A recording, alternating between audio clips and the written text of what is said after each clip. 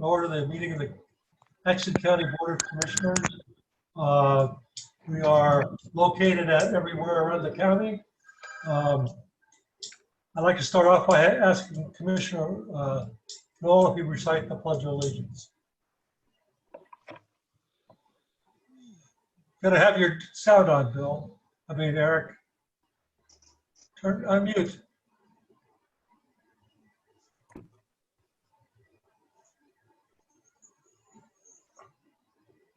Here we go. All right. Reach Phillips. Okay.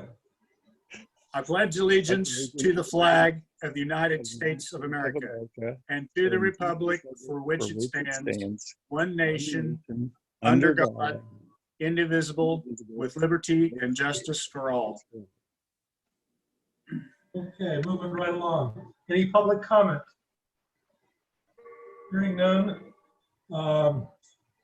Did everybody have a chance to review the minutes from last meeting? I have seen no additions or corrections. Is that a motion, Eric? Yeah, I'll make a motion. We accept it as written. I'll second that, Mr. Chairman. All in favor signify by saying aye. Aye. That is approved. Commissioner comments and committee reports. Eric? I have none. Bill? I have none. No, I don't really have anything except stay safe for everybody. Okay, new business before the board. Teresa McInerney, Northeast Kansas Enterprise Facilitation 2021 budget request. You're on, Teresa. You have to unmute though.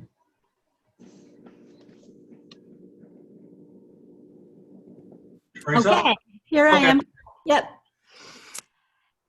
Thank you for allowing us to present, and thank you for your continued support. You are one of the original funders of our program, Northeast Kansas Enterprise Facilitation, and I think most of you are familiar with our program. If not, please ask any questions that might come up.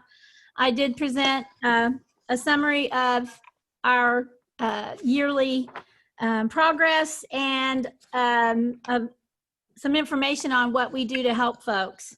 So are there any questions on, we are a nonprofit. We depend on our funders throughout the counties that we serve. We serve the 5 counties, Atchison, Brown, Donovan, Jackson, and Nemaha, and have since 2003. So we're pretty excited about that, that we've had the same funders for that long, and a lot of charter board members for that long, and a lot of new board members that come on every year, a lot of youth. We are propelled by our community support and our board.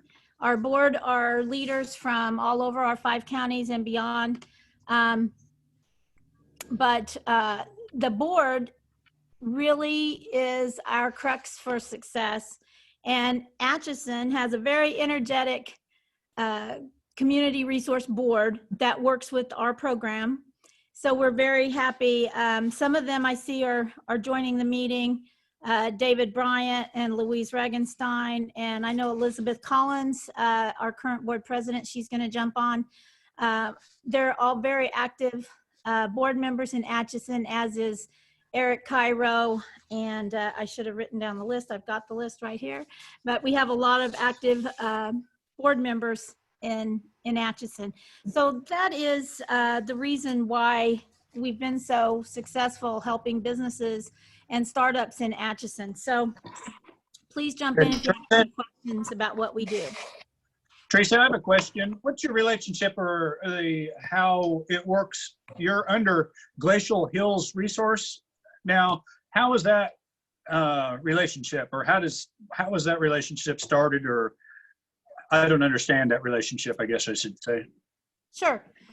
When we first got started back in 2002, actually the state put out a request for interest in having a enterprise facilitation project.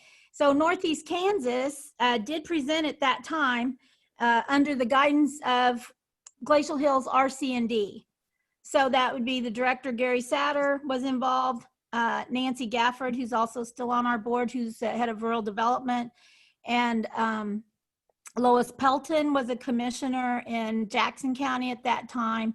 And then Gary Lorcher. There were several people that came forward at that time that were interested in this program. So just because Glacial Hills was an RC&D at that time, and they took that program under their wing as a financial administrator. So they're not our employer or anything like that.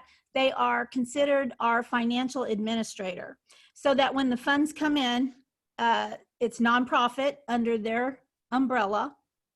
Glacial Hills is a nonprofit. And so when the funds come in, they go in through Glacial Hills and they become our financial administrator. Does that make sense, I hope? Okay, and then they in turn have a board of directors that goes over is like an umbrella or over the top of all the other entities? They have their own board of directors that goes over the Glacial Hills entire program. And we have our own executive board that we serve that are part of our community resource board. So we've got about 70 some folks on our resource board with 8 or so on our executive board. So Gary Satter, the director of Glacial Hills, is our financial, he's our treasurer on our executive board for enterprise facilitation. Okay, now is this Jim McInerney, he's on the board, is that your husband? They needed someone from Donovan County, but he does not do anything as far as I'm not implying anything. Yeah. I'm just, Yeah. This is the time that I've seen some of this information. So I'm just trying to get an understanding of how the setup and how this works. So yeah, Glacial Hills is pretty cool. It has several arms. They call them arms. They've got the economic development arm, and that's where enterprise facilitation fits. And then they also have a business resource center that they have opened as a co-working space in Sabetha. They've opened a food entrepreneurship kitchen in Sabetha and in Horton. There's a food center that is under Glacial Hills. And they also do RAPS, the water conservation. So they're also conservation development. They've got several arms of community development, I should say. So we're one of those arms with the economic development piece of that. okay, that's all I had on that. I was just kind of getting an idea of what the relationship was there. Yep. So I assume the commissioners have our numbers. We had a really good year. We highlighted a lot of things. Total number of introductions. We depend on introductions because we do not solicit to businesses. We can't go knocking on doors. And so any questions on those numbers? We had 96 introductions in the last 11 months. My paperwork from our last presentation was about 11 months. So Atchison far and away leads all counties in introductions. Your board is spectacular in Atchison. It really is. They're very active and they really want to help people. And there's something about Atchison, they're very competitive. You all are. You're very, which is a good thing. And it's funny because a lot of times a client will call me and they'll say, well, I'm calling, I've got to find out what you can help me with because 5 people told me I had to call you. And then a lot of times a board member will call me and say, did they call because was I the first one to tell them? They want to know. Everybody really is interested in helping anyone that has an idea to start a business. So it's very impressive engagement from Atchison. Let me think we've got several good transitions this year. We've transitioned some other businesses over. Some that we can mention include Wagner Plumbing and Raven Liquor. We had a lot of new folks. OxyFresh carpet cleaning, and Wolf screen printing got expanded. So we've got several, and I listed many of those in the paperwork. So if you have any questions, please holler. I don't want to bore you or take too long. I would love to give our board members a minute, if they would like, if that's okay with the commissioners, to say a few words. Is that okay?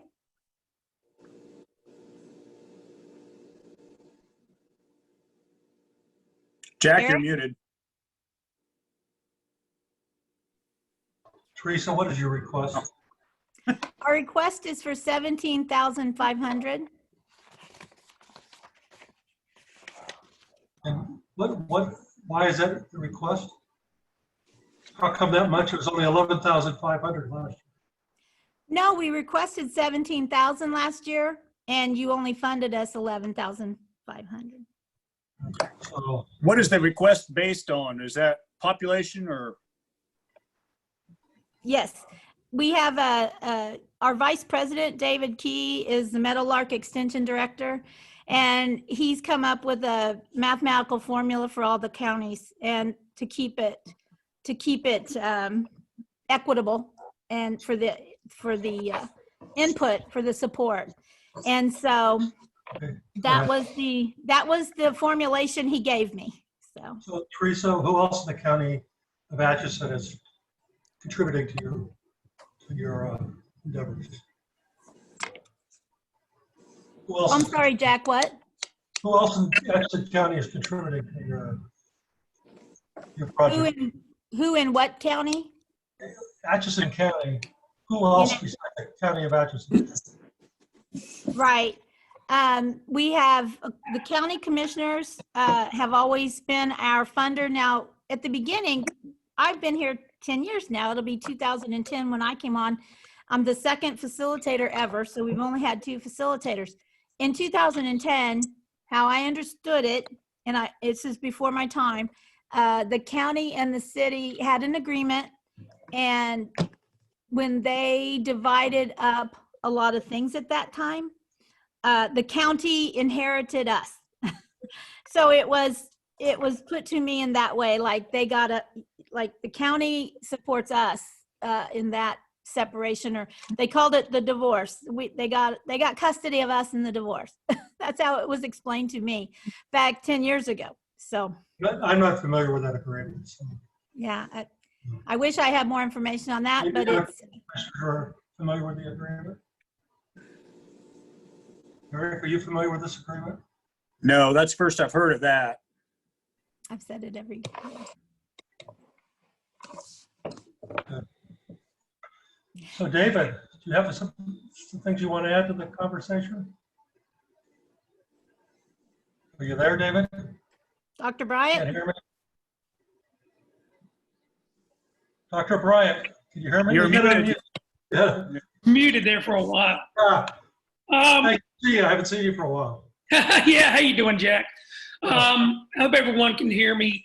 All I will say is that Teresa has done a great job, and I think in Atchison, and not only we've joined forces with her through the Career Center at Benedictine, and we've actually, I've had several students that I've actually referred to Teresa, and she is actually, I think she's working with at least 2 of our students right now. One of them is very active and is in most likelihood starting a business in Atchison. She has been working with, she was just in the newsletter for the service learning. She is actually working away at trying to get that business going in Atchison. So I see a lot of good things that have been coming out of it, and our relationship continues to grow. And we're not going to be able to have our camp, our entrepreneurship camp this summer, but Teresa and I have talked about expanding it back into Atchison for a higher level camp for some of her graduates, and hosting that in Atchison at Benedictine. We were going to do that this summer, or try to do that this summer. So that's likely put on hold until next summer, but it's a joy to always meet with the group. We always have good food, so wherever we go. So the last time we were here in Atchison at the old River House restaurant, and got it catered, and so it It's a wonderful, wonderful time. Okay. Anything else, David? That's all I have. Okay, Louise, you have anything? You're muted. You're muted. Louise? Hello? You gotta unmute, Louise. There you go. Louise? Am I, You're you're on. unmuted by host, okay. Hey, one of the things I was hopeful I could kind of make an announcement today, but I know this is this being sent to the public as well? This is a public meeting. It is, but I mean, will this be online, Jack?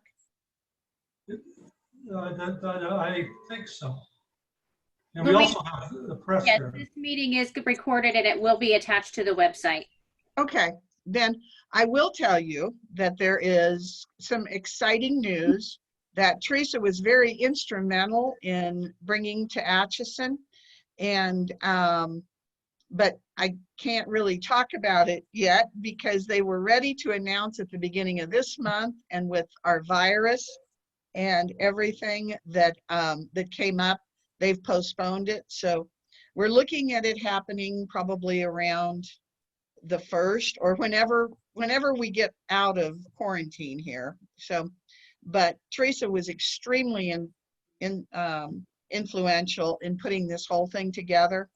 And it's going to be something that will change a lot of the face of our community over the next few years. So, and I think if it hadn't been for Teresa, I do not know if this whole situation would have come to fruition. And then she's also working with a number of small companies that that we're working with right now that are opening up in buildings that right now are totally vacant. So I guess the thing that I look at is the money that you guys spend for her, because she spends such a large amount of her time in Atchison County and working with us here.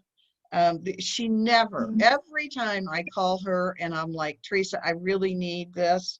I mean, she's on it. She's working at night. She works on weekends. She goes to people's houses. She meets them at their businesses.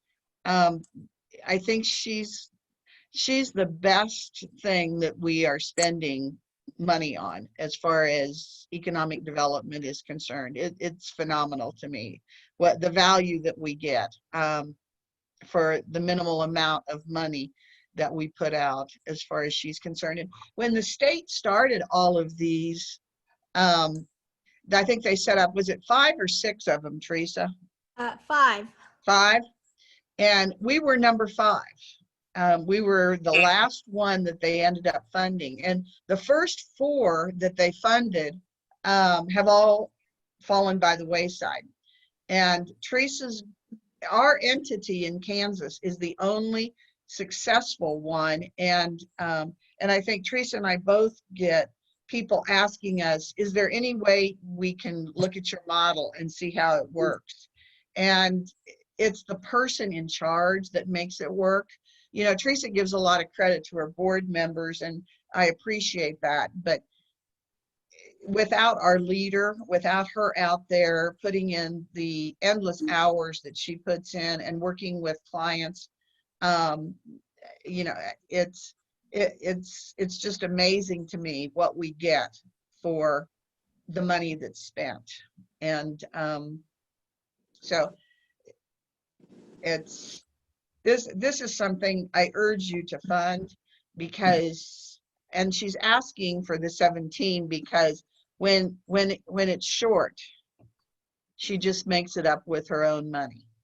And you guys don't know the value of what you're getting with this lady. She's amazing. I've got a question. You said that the state funded this originally. Did the state Yeah, fund it? sure did, Eric. They had Ciroli come in here, and initially the state set up funding and did 5 of these across the state of Kansas. They wanted them to be models for the rest of the state to create entrepreneurial type activities. and then they quit funding them. Gosh, it was way before you, wasn't it, Teresa? No, it was, unfortunately, during me. Oh, was it?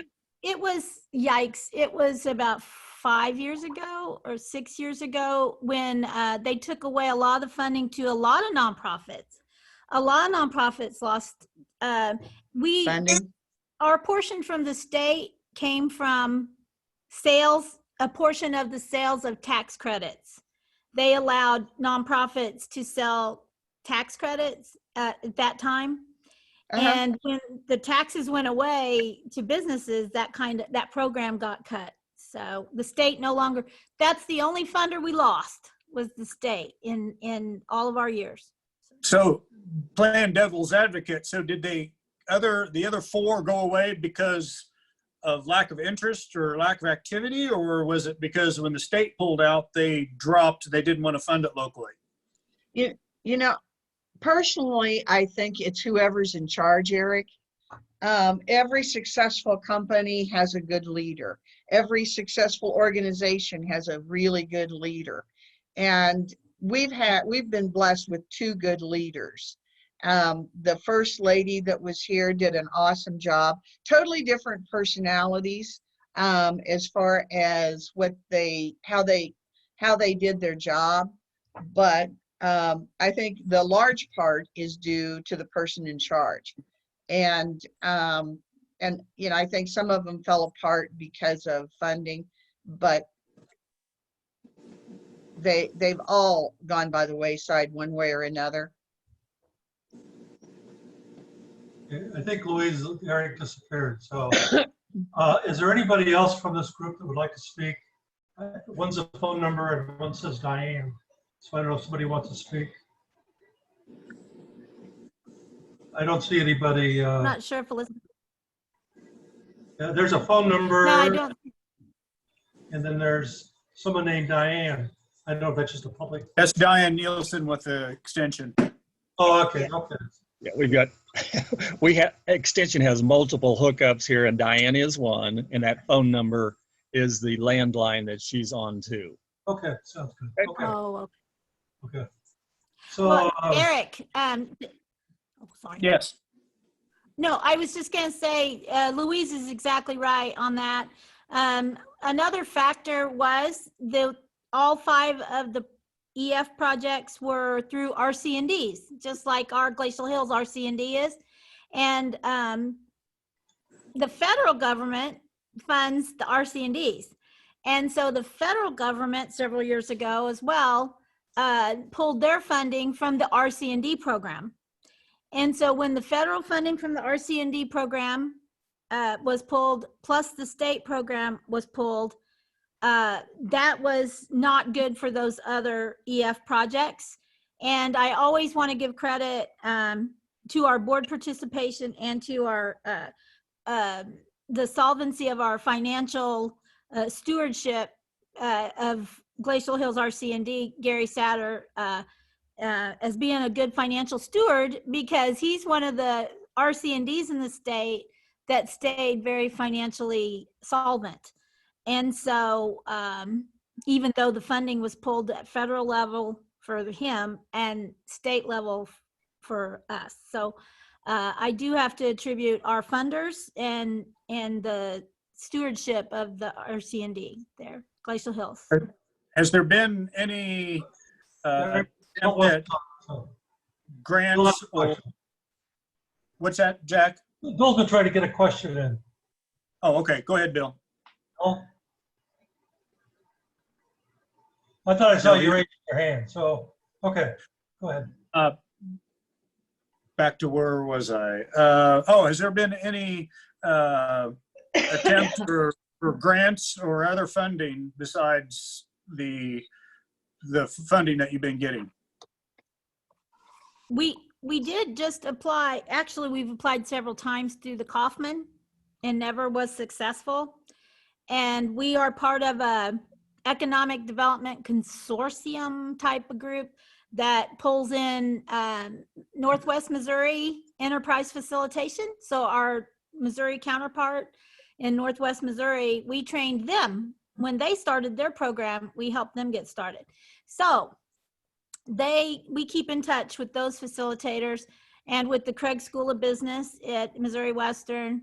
And there is a new group of facilitation out in the Stewartsville area. I believe they call that the Central, Northwest Central.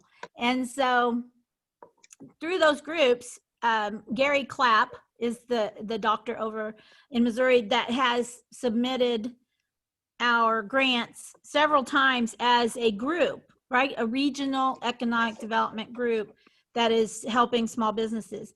And we've not been successful yet. I did get an email a day or two ago from him saying we made it to a second round of a grant through the Kauffman Foundation. And who knows, fingers crossed, we've not ever made it in all these years, but I'm hoping that would ease our budget problems a lot. You know, our challenges with the budget being so tight. It wouldn't be a huge amount, but it would be really nice to have another funder, right? So. Yeah. Well, Teresa, I'd like to thank you and your board members. We appreciate your efforts in the community and throughout the state. I believe entrepreneurship is an important piece of the economic engine. So really thank you guys for coming here and presenting today. Anybody else have anything? Okay, thanks a lot. You guys can stick around. Jack, I had just a quick question. Do you guys still work with MoCan, or did you kind of drop off that one? We dropped our membership with MoCan. I think that's probably a good choice. So we do not belong to any economic development group like that. Okay. Okay. Yeah, we've tried to do a couple of things with them, and sometimes it was a challenge. So, and I know there was a pretty good chunk of change that went to them every year, but you guys quit that a few years ago, didn't you? I believe Donovan County at least was a member. They still are. I don't know. I think they still are. Yeah. If they're not, it will be just Mo, not MoCan. Well, I got in trouble for calling the director Momo. So yeah, they are much more interested in developing the world on the Missouri side than they are on the Kansas side. We kind of witnessed that a few years ago. That, but I will be excited to tell you some of the things that are going to be coming up down the pike here. But the money that this one thing will bring into our community would more than pay 10 times over for what Teresa's request is here. So in dollars that will come into this community because of this. So I'll be excited to talk to you guys about that down the road. Okay. Thanks, everybody. All right. Thank you. Next on thank you. Okay, you're welcome. The next one is Ray Ladd and Diane Nielsen, the K.S.A. Extension Office, 2021 budget request. Okay, Michelle, you've got us okay, so you can hear me. Diane is verbally, and she's going to run a PowerPoint. If we can share that screen, Michelle, on your screen, I think there's a share button. Is that permissible? And as we visited with Michelle last week, we're not really prepared for a budget presentation. The Extension Board is working through a committee, but we did want to take advantage of this opportunity to just kind of give an update of what Extension is doing in Atchison County briefly. So, Jack, how much time frame are you kind of looking at, you think? For well, we were planning on going through the budget process. So you're saying you need to come back to the budget process later? Yes, that would have been our request. Yeah, to come back in May with a budget request. The board will be meeting by Zoom again next week and be working on that. So okay. Today we really don't have budget figures to share with you. Okay. Hi, Elizabeth. I think you missed it. Okay. Okay, well, here I am. I hope it's well. I'm going to talk. I see it in your face. All right. Okay. Bye. Ray Ladd, do you want to show us the PowerPoints?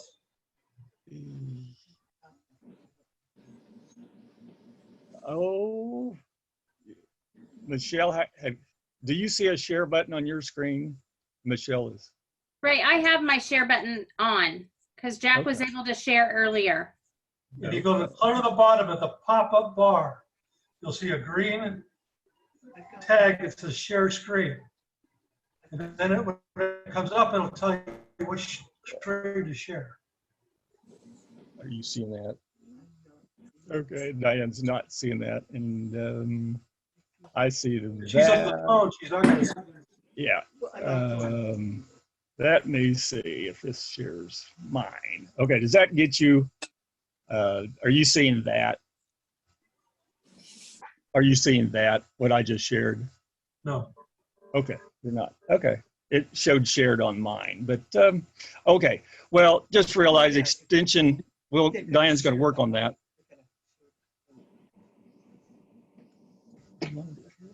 Oh, extension, we're open. We are open for, our doors are closed, but we are open for business to try to assist local residents, not only with their traditional programs, but especially during this high stress time. Now I'm seeing their Diane's. Can you go bigger? Oh, okay. Okay. So just real quickly to run through these. Yes, we're not open. K-State is asking all extension not to do face-to-faces until after the 4th of July. From a agent standpoint and for our volunteers, we're just not able to do face-to-faces, which is one of our normal methods. So we are embracing Zooming and reaching out to different audiences that way. And we'll try to go through these pretty quickly. And if you have questions, we'll come back to anything you need to. So what we've done trying to switch from that face-to-face electronic is one of the niches that we. Hey, Diane, you need more volume. Okay, is that better? Can you hear me now? No. Volume. So one of the niches we try to do with extension is the non-medical side of information.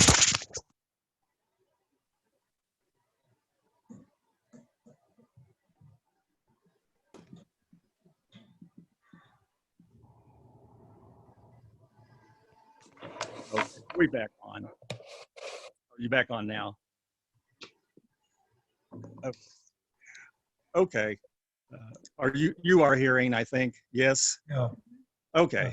Yes. Diane pushed the button. So, but we are trying to help, and we will probably share this PowerPoint, just email it to you so you can kind of see what extensions websites are, and that we have developed a special website that relates back to COVID-19.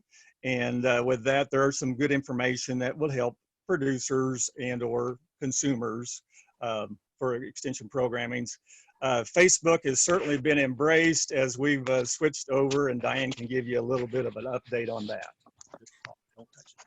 So we've used that in a month's time, and probably the first 2 weeks, we've gotten 600 more Facebook users, and then we're really seeing that trend of reposting it and feedback as far as reliable information. It's local, and so a lot with food safety of handling that food and talking a little bit about food science there, that as I ingest the virus, it's not going to make it sick. It's more the touching and the breathing part of that. Okay. And there again, K-State was doing a survey across the state, and with that trying to identify to local users, what do you see extension could be doing? So this slide is going to suggest that as the 38 responses came back specifically from Atchison County, that what can extension be doing with family and children as they are homeschooling. In addition, providing the information on COVID-19 meal planning, certainly more food being consumed at home. So this all falls under personal finance, just different. There's maybe a dozen different rankings. So local residents gave that ranking. And number one ranking would really be that personal financing is what we're hearing. And then probably secondary, then it's that depression, suicide, mental health. That's going to be an outcome that we're going to be dealing with probably as a secondary situation. Next slide here is just really some feedback from local people. Again, probably what they would say is that credibility and that local touch with information, they feel like they can trust that. That may be national level, it may be just people speaking, but is it the truth? When we asked how did they want that delivered, I was really surprised, but there's still the fact sheet side of things. They also want videos, Facebook, web. So we're just trying to build and expand upon those is what I would say. This next map is probably something that you as decision makers may be helpful from. MU Extension has put it together across the nation using lots of resources, but this map is Atchison County and it's taking those facts and it's really saying where your vulnerability in your county is. So if you see that red center dot, downtown Atchison, probably you look at mall towers there. City of Atchison's probably higher risk, biggest risk across the county would be the age factor, I think. So we will link the site and they've just added passwords, so I was going to give it to you. And I've been working with MU Extension to get back into that site, but I'm going to share 2 or 3 more slides just for your awareness. This one, and it's actually, as we talk about opening back up and testing, and I accidentally put the wrong state in here, but the pink line really shows the level of testing where we need to be and where we currently are. And actually this is Alabama, where Kansas is still shorter. So as we want to open up locally, we want about 1.5 tests per 1,000 people per day, and that way we can make it a more safety factor in community. 15 tests. These are just more economic type facts that would be available for you as commissioners and other leaders, so you can just see based on Google data how our community has changed there and how we compare to the state. I'm not going to go into details. Go ahead. Oh, And I'm gonna, I think I hear Diane say that University of Missouri will have a follow-up Zoom to explain this next week. So she'll provide that information so that you can use it yourselves, and also we'll share it with the health department so that they are aware of it. yeah, so that's just to be more of an awareness, and it's probably that linkage and letting you go in and look at the information is really, I think, is more useful tool there. So then as you look at local recovery, just on the left side of this PowerPoint here, financial, but when you really look at strong communities, political capital, so it's those leaders, can we talk, can we discuss that, but also support system within the community. It's building things, but it's also that human capital. So back, the last presentation was with Teresa McInerney. Those are some of the things we probably also should look at as we recover here.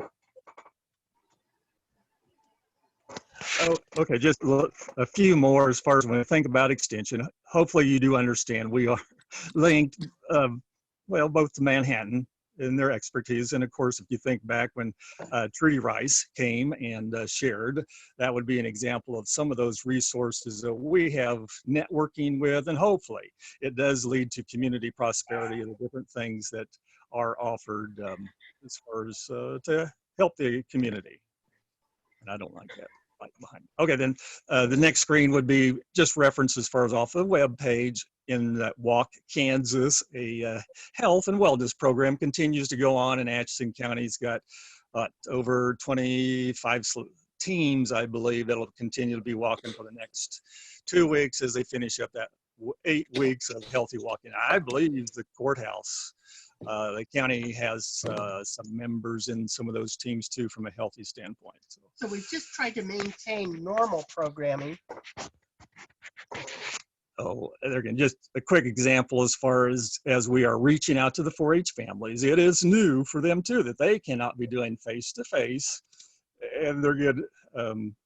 Well, Zoom just doesn't accomplish quite the same thing as what when Bill Polk was hosting the Labo Kids, you had to do that face-to-face and some of those things as you think back. But we are continuing and looking at new methodologies for continuation of help for youth education.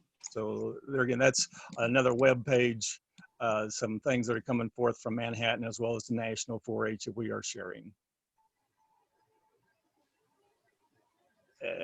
And the next one, there again, ag stress. We are linking to Douglas County and sharing a little short 8-minute YouTube clip that has to do with farm stress. And there again, we certainly want to be supportive of agriculture, supportive of other businesses and families that are stressed, and what extension can we do. There are some programs that extension is guiding people to some help with mental stress from rural health stress.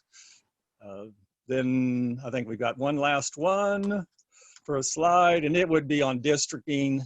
There again, just to kind of give you an update of the map of Kansas, those counties are in districting. Just to give you the update that Atchison County Board Chair Becky Parsons has reached out to Brown and Donovan County chairs to see their interest, understanding of districting. So, well, this is the end of April. That started back, what, February, March-ish as far as some of that discussion, and just with the no face-to-face, it has halted, slowed that discussion. So we continue that discussion. So, but all in all, though, we do thank you for your attention. Yes, we're working on the budget. We will get to you probably there in the middle of May. Questions that you might have today from our presentation?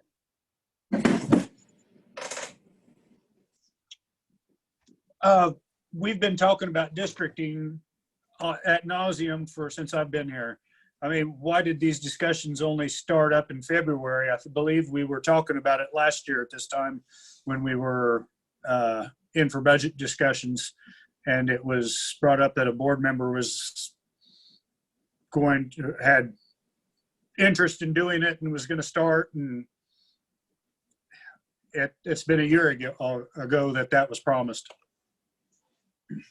So districting is kind of those 2 counties, 2 commissioners. So we were looking at Leavenworth last year as Leavenworth commissioners discussed district. They had a whole new set of commissioners, kind of presented it from the Leavenworth Sound Board. At those time, those 5 commissioners decided not to really look at districting, but try to fund locally. So then our board then began looking, do we wait for Leavenworth? Do we move to other counties? And so even last fall, then we did some informal reaching. And so sometimes boards members, as they change, they need to really go through that budget cycle to understand districting. And so it's grassroots and it takes some time. I think Bill's got a comment or question. Bill, okay. Did you have a comment or question? Bill, did you have a comment or question? Oh, okay. I thought I saw your hand go up. Okay. I turned up my volume because I couldn't hear Diane. Oh, okay. Okay. And we can follow up on that a little bit more later too, Eric. So any other questions? You might take down your screen, your shared screen. Okay.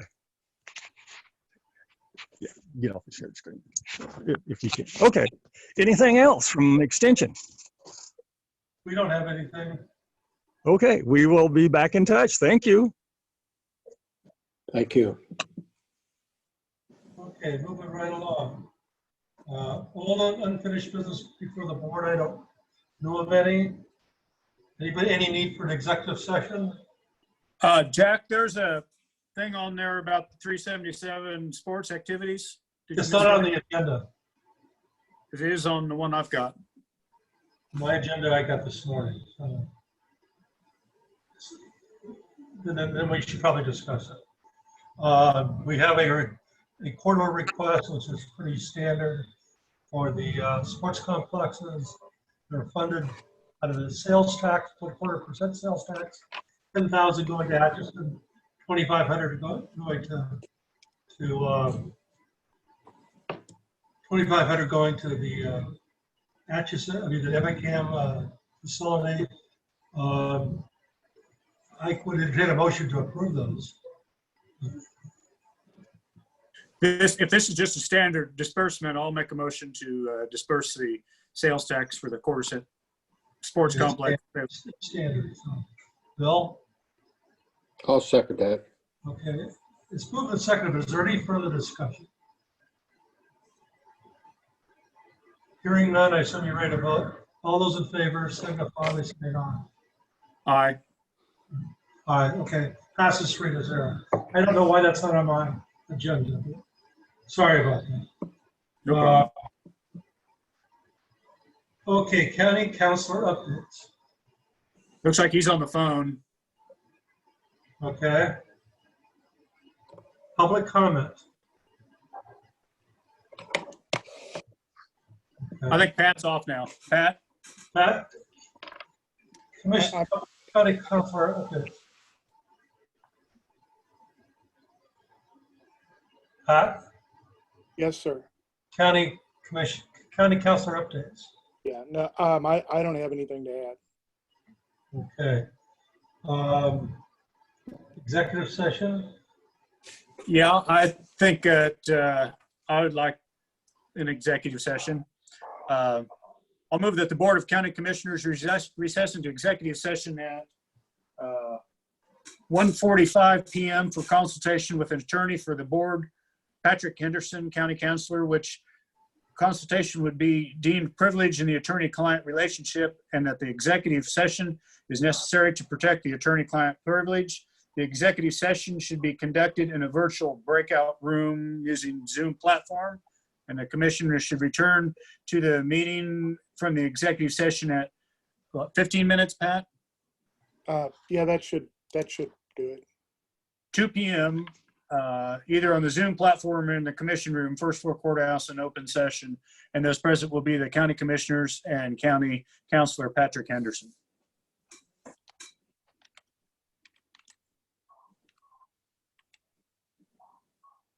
Okay, is there a second? I'll second it. It's all in favor, signify by saying aye. Aye. Aye. We need the virtual, 3-0, we need the virtual room.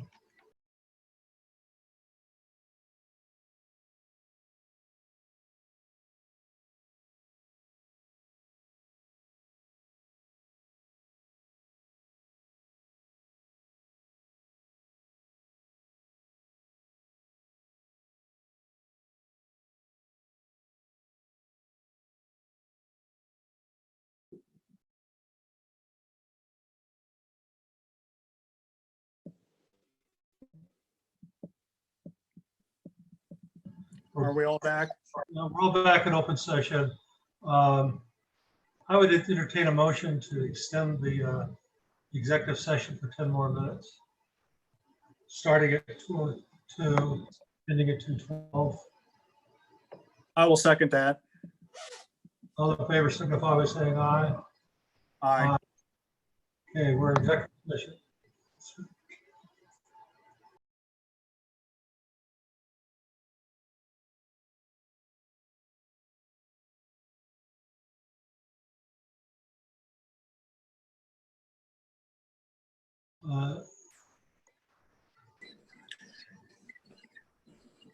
We're back.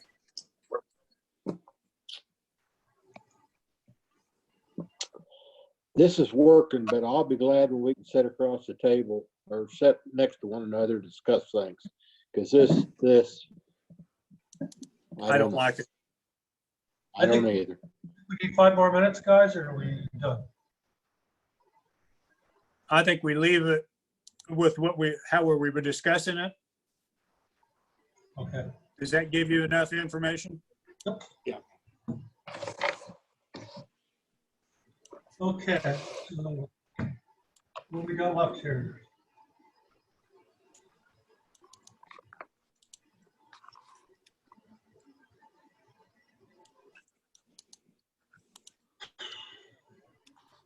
Okay.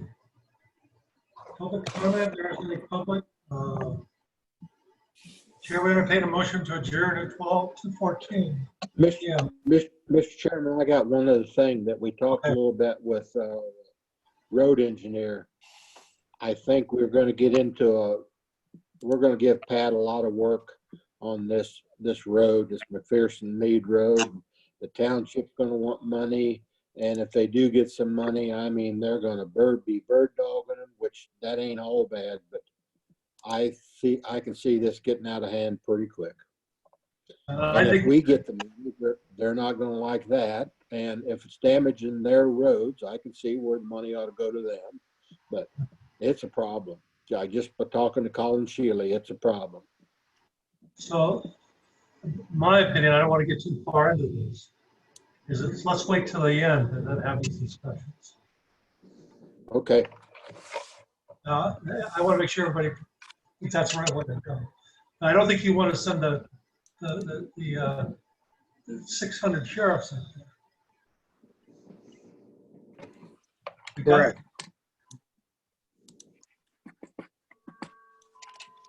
Okay, I don't think we can discuss this any further anyway. The chair will entertain a motion to adjourn. I'll make a motion to adjourn. It's been moved and seconded. I'll second it. All in favor, signify by saying aye. Aye. See you next week. I'll see you Wednesday, and then I'll see you Thursday. Okay, one other question I have. Tomorrow we have that special meeting, and the questions are on the computer that I'm going to have to Zoom off. So how are we going to be able to see the questions to ask our candidates? Okay. Bill, Jamie is going to ask all the questions. Oh, okay. I mean, her and I discussed that versus all three of them. In this environment, I think if Jamie answers all the questions, you just have the rating sheet. Now, you could follow up with a question, Bill, if you feel like, it's still interactive. But I thought that would be better if Jamie's asked the questions, and then if we got to follow up, we could follow up. Okay, that sounds good to me, because like I said, I can't watch the Zoom and see the questions at the same time. Yeah. Okay. Okay. I'll see you Wednesday. All righty. Bye.